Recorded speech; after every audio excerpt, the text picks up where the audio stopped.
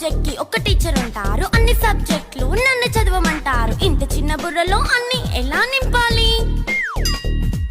Class work, home work, fair notes అంటారు. Subject కి 3 books పెట్టి బ్యాగ్ నింపుతారు. ఇన్ఫాక్ట్ నా బరువు కన్నా నా బ్యాగ్ బరువే ఎక్కువ.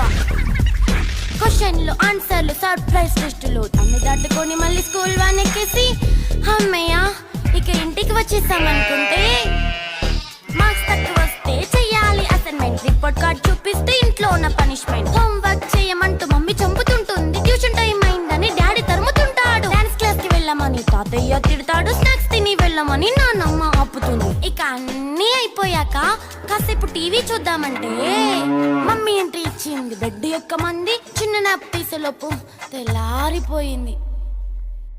అయ్యో మళ్ళీ మొదలు ఈ స్కూల్ కష్టం.